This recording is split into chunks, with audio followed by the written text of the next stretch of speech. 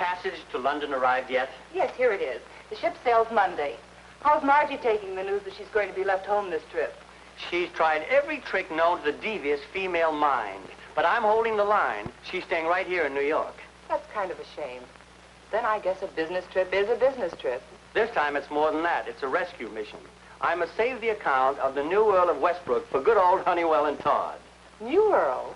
Brand new. In fact, he's on a world cruise right now. They had to cable him the news that he'd come into the title in the estates. And I'll be waiting for him in London to renew our contract. And without Margie. No wonder she's so anxious to go along. Any girl would love to meet one of those romantic British noblemen. Oh, I don't know how romantic he is. I've never met the man. All I know is that he's a Canadian.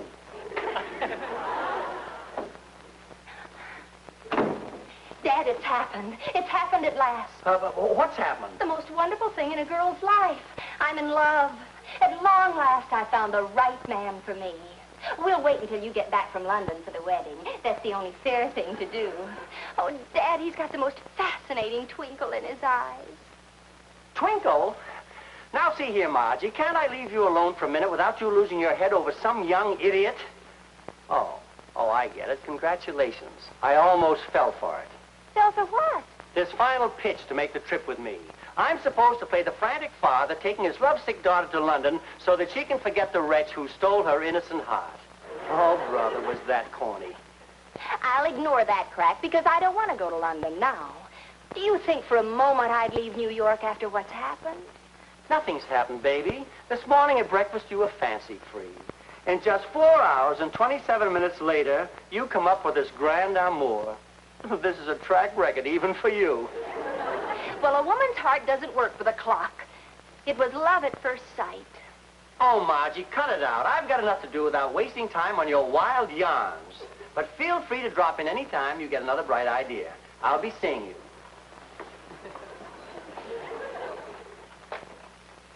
Well, I'm with you, Margie. Father simply don't understand love at first sight.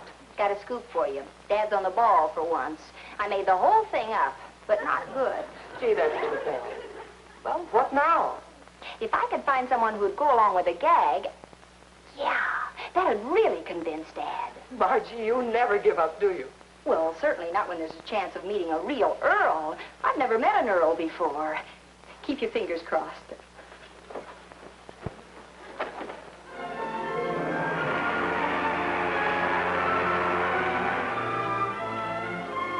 Radiogram for the Earl of Westbrook. Radiogram for the Earl of Westbrook. Well, here's to it. Oh, I'm sorry, Mr. Stanley. This is for the Earl of Westbrook, whoever he is. That's me, Joseph. You, Mr. Stanley? It's all new to me, too. As a matter of fact, I came into the title while we're going through the Panama Canal. Well, love a duck, so you're a blinking Earl. No offense, your lordship. Let's keep it plain, Mr. Stanley. Huh? No sense creating a lot of excitement on board, okay? What you are, sir? How long before we sail? Not till midnight, sir. You going ashore for a fling at the bright lights? No, worse luck, simply business. It's to meet this man Albright in London. Now it seems the family solicitor wants me to contact him while we're docked in New York. Might as well get it over with. Well, if you get a free moment, sir, give my regards to Broadway. All right.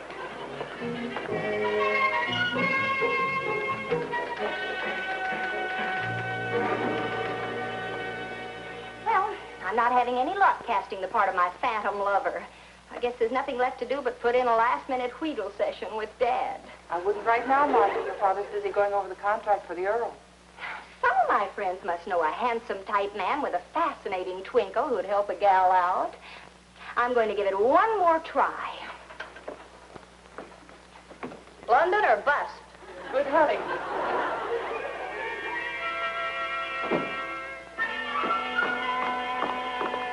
Beg your pardon. I'm sorry. Wait! You're the twinkle I'm looking for. Please, will you help me get to London? I've just got to get there. Well, I don't believe I have that much money with me. Oh, no, I don't mean that. I mean, all you have to do is tell my father you're madly in love with me, and then he'll snatch me away from you and take me to London to get over my crush on you, and I'll be grateful forever. Oh, please, you look like the type who'd help a lady in distress get to London. Well, I must say you would add a touch of beauty to the old town, but... Oh, you're a darling. I knew you'd help me out. Now, you let me do most of the talking and just act lovesick while Dad blows all his fatherly fuses. Well, just a minute. I didn't agree to face an irate father. Oh, he won't hurt you. And when the going gets too rough, you can beat it. I'll give you the high sign. I have a feeling that no one's going to have to tell me when the going gets rough. Well, Betty, I've got it made. You sure have. Now, I'll flip the office intercom open, and Dad will hear the story of my love life. Do you suppose it'd be better if I don't know what's going on before it's too late? Now, don't be shy, dearest. I've brought you here to meet my father because I want him to get to know you and love you as I do. What's your name? Tony. After all, Tony, dear, it's only fair to ask my father for his blessing on our marriage. Tony, stop. Not in front of Betty here. Nothing is going to stand in our way, darling. If my father refuses his blessing, then we'll elope. Elope? Now, don't you worry. I know you haven't any money or even a job, but my father's loaded. He can support us for 3 years.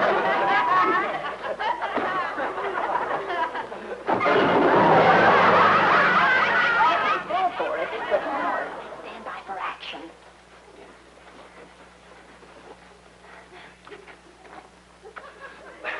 Take your hands off my daughter, you cheap fortune hunter. Dad, how did you know Tony was here? I'm sorry, but I guess the intercom was open in Mr. Albright's office. Mr. Albright? Not Vernon Albright. You know very well it's Vern and Albright. You probably looked up my financial rating before you proposed to Margie. Oh, now, just a moment, sir. I think I owe you an explanation. You can't explain your way out of this, but I'll explain something to you. If you speak to my daughter again ever, I'll beat you to a pulp with my bare hands. How dare you strike my fiancé? I warn you, Dad, if Tony leaves this room, I'm leaving with him forever. You're not leaving my sight for a minute, young lady. I think this is the spot we had in mind for me to exit. If you want to make it under your own steam, you'd better. Mr. Albright, the next time we meet, I'm sure you'll feel differently about me. In fact, I guarantee it. Tony, come back. I'll marry you today. No. Oh, don't leave me, Tony. You're not going anyplace with that fortune hunter. You're going to London with me. But, Dad, I don't want to go. Cancel my ticket on the boat Monday and see if there's a boat leaving immediately. Passage for 2, Mr. Albright? Of course. Margie is never going to see that character again if I have anything to do with it. Oh. Get us on the first boat out of here. Oh, Dad, you don't know what you're doing to me. You're destroying my life. I know one thing I'm doing. I'm keeping my eye on you until the boat leaves the dock.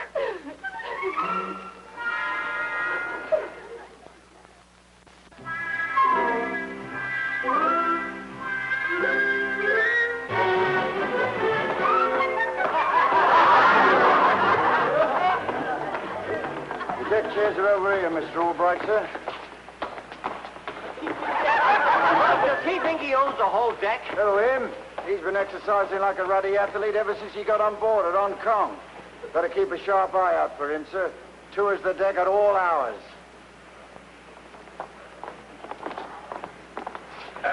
There you are, it. Snug as you please. I'll be back in half a minute with a spot of tea. He won't warm that terrible cold emptiness inside. Nothing will. Oh, Margie, cut it out. You'll be over this silly infatuation by the time we reach London. You just don't understand. I understand one thing. Your would-be Romeo. I knew he was a worthless fortune hunter the minute I laid eyes on him. You also listened in over your intercom. I didn't have to listen in. I can tell what a man is made of after one look at him. That's why I'm a successful businessman. I'm an excellent judge of character. But you might have made a mistake about Tony. I mean, it's just barely possible. I never make a mistake in a person's character. I can read them like a book. Now, take that woman over there. I can tell you what she's like at a glance. She's spoiled, vain, probably henpecked her poor husband. Dash it, old man. Must you go barging about the deck all day like a ruddy wild bull? Me? here minding my own business. Anything about, same thing, loafing, getting in normal people's way. Why don't you try a sport of exercise, man, instead of hanging about with a pretty young girl? How do you do? Now you listen here. Careful like you ought to be ashamed of yourself. Take exercise, man. With your mind off the ladies. Healthy mind and a healthy body and all that. But discount you. Recognize the type in a pea soup talk. How about a little exercise, Dad? Healthy mind and a healthy body and all that. I'm in no mood for exercise.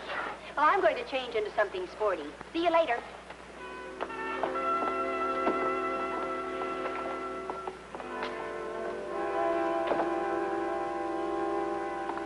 Excuse me, sir. Is this chair occupied? Guess not. Help yourself.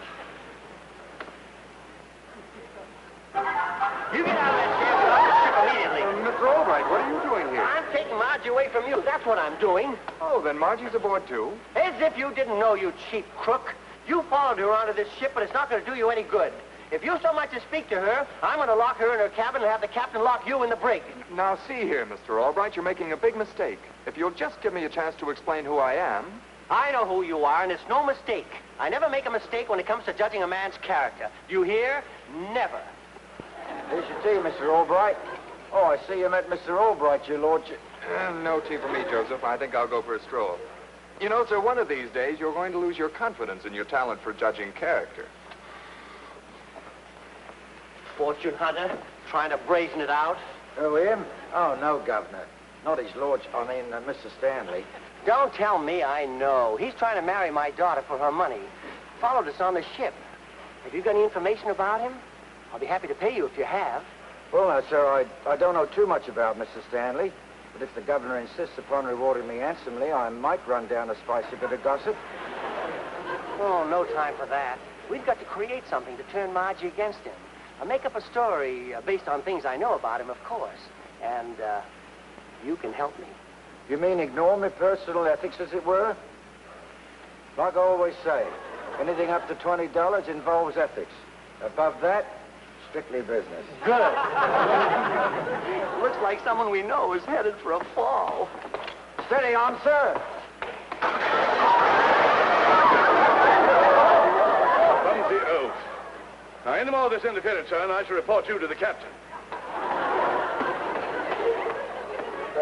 You were saying, Governor?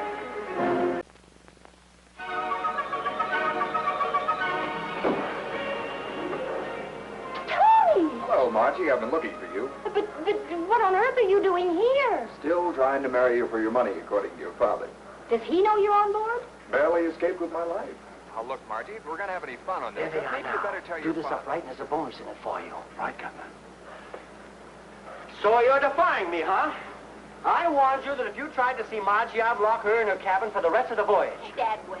This thing has gone far enough. You keep out of this. Now, you get out of here before I tear you apart. Mr. Albright, before long, you're going to get an awful shock where it apparently hurt you the most. In your bank account. He's right, Dad. You're going to be one embarrassed hombre when I tell you the truth about Tony. You don't have to tell me anything. I guess I know a worthless character when I see one. Excuse me, Mr. Albright. Did that Stanley bloke swindle you, too? Swindle me? What do you mean, steward? Well, I thought maybe he cheated you at cards. He's a notorious card shark, he is. Card shark? That's right, miss. He works at transatlantic liners, preying on innocent passengers. Well, if he's a known card shark, why don't they arrest him? Also, so long as you don't lure any of the other passengers into the game, it's okay. But the minute he brings out a pack of his own marked cards, in the irons he goes. Oh, thank you for warning me, steward. Well, that's all right. I just done my duty, Governor. That's what I get paid for. Here to rub it in, Margie. What do you think of me now as a judge of character? Well, I certainly won't see any more of Mr. Tony Stanley on this trip, I promise you.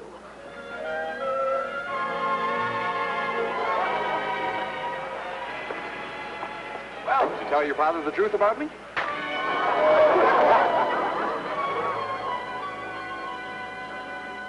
Oh, steward, just a minute. Don't you want that bonus?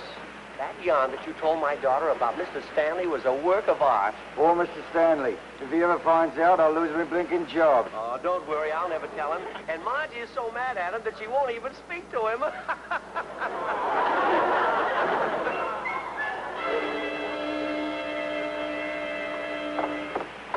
Tony. Now, wait a minute. Before you start slugging. I'm sorry about that, Tony, and I apologize. But it was all Dad's fault. He framed you with the steward. I just overheard him paying off. Oh, then I'm back in your good graces, eh? You sure are. But Dad isn't. If I let him get away with this, he'll misjudge every man I meet. You know how a father is. No man is good enough for his daughter. Present man accepted, of course. Tony Stanley's the only man on board I'd vouch for personally. That reminds me, Tony, just what are you doing on this boat anyway? I'm on my way to London to meet a man on business. So is Dad. He's got some deal on with the Earl of Westbrook, whoever he is. I wonder what your father'd say if he found out the Earl of Westbrook is right here on this ship. Tony, that's a wonderful gag. Gag? Well, don't you get it? We'll send him a phony radiogram from Honeywell and Todd. That's Dad's firm, you know. And say that the Earl of Westbrook is on this boat. It would give him a jolt, wouldn't it? It sure would. And then when Dad falls for the phony Earl, we'll pull the rug out from under him and he'll fall flat on his character judgment. If there really were an Earl of Westbrook aboard, he'd be on the passenger list, and Dad'd look there first thing. Suppose he was traveling incognito. I understand they sometimes do. Tony, you're positively brilliant. Now, let's see. We can bribe that steward to deliver the radiogram. He'd do anything for money. But who'll we get for the phony Earl?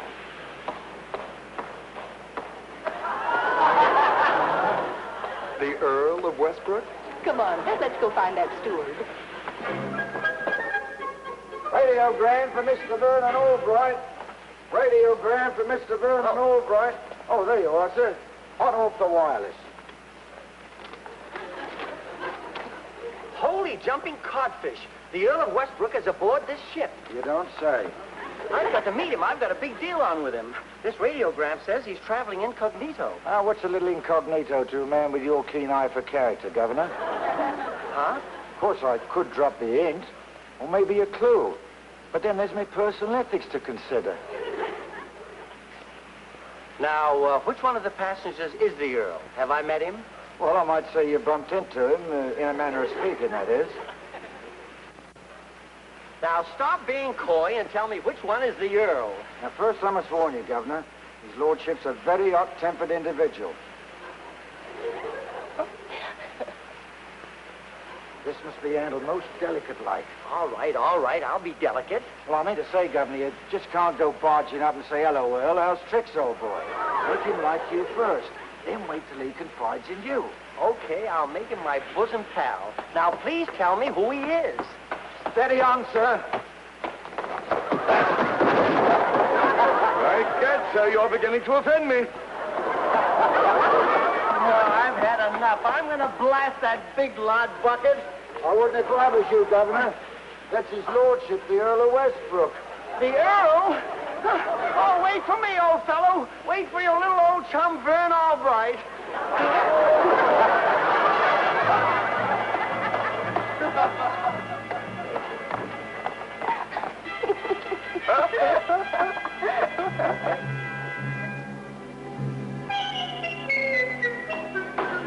That's it all, man. Keep up the pace. Where are you? Here I am, right behind you. You're not getting it, Albright. You've got to raise your knees up, old boy. High. And then drive. Yes, sir. It's awfully nice of you to take all this trouble with me, your lordship. Will you stop calling me your lordship? Now, my name is plain old Finchley Ball. Ebev Hyben Ebev. Oh, yes, sir. I understand your passion for privacy, sir. Potty. All you Americans are completely potty.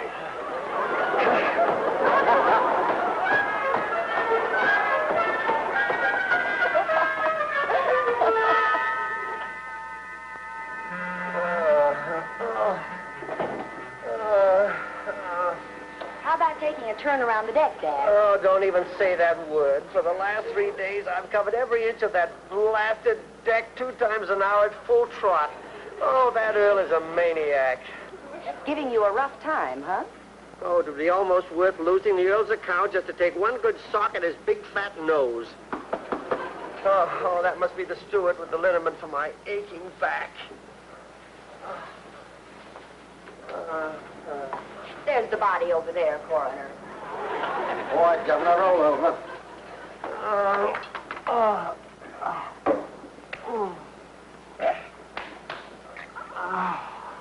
How's that feel, Governor? Oh, all right, I guess. I can't feel anything anyway.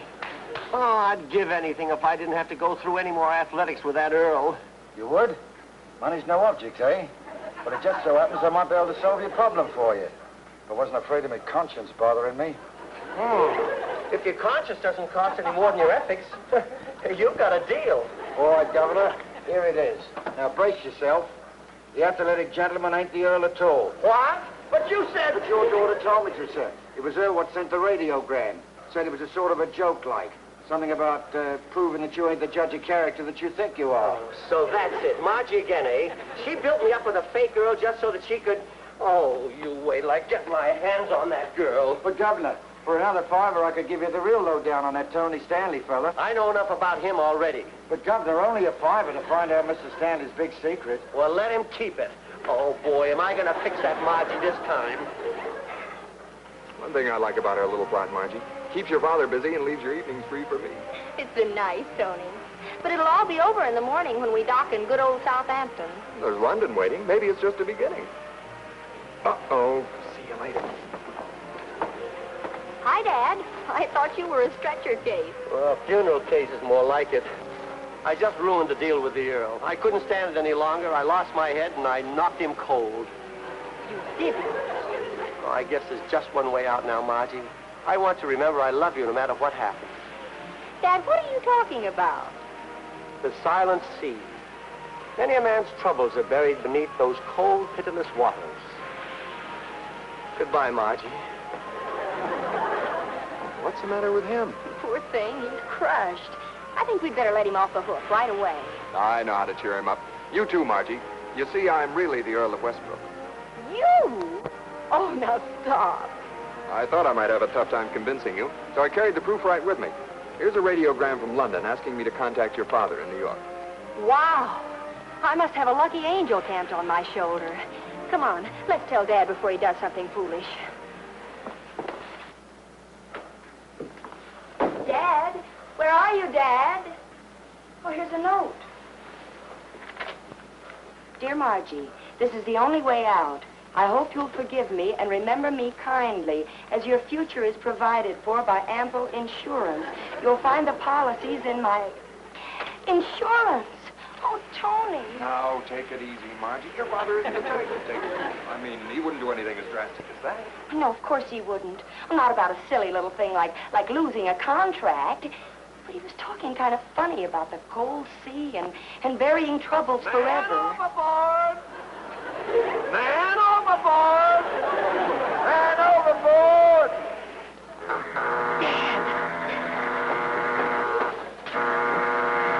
You know what to do.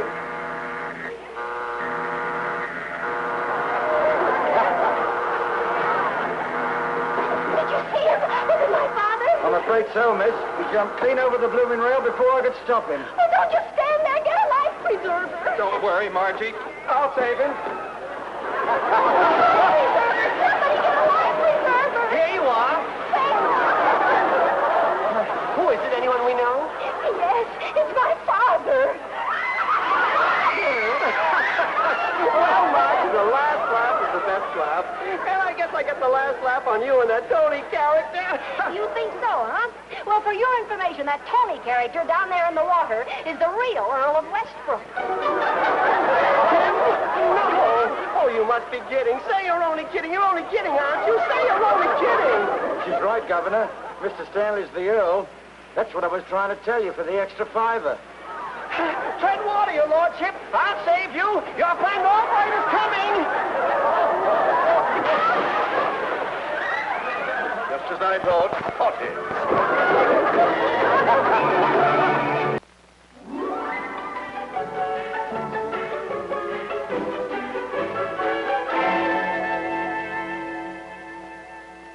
Now, Dad, if Tony could forgive you after all those horrible things you did to him, surely you're not going to be mad at me about a little dip in the ocean. Besides, everything turned out swell. What do you mean, swell? He hasn't signed that contract yet. Oh, I guess I forgot to tell you. He signed it last night. But look, he made it out to you, not me. That's right. But if you and Mr. Honeywell are real nice to me, well, we'll see.